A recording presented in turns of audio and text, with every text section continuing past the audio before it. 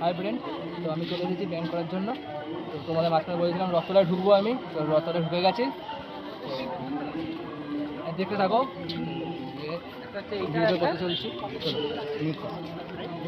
এখন তোর বলছি মামনি তাড়াতাড়ি করো।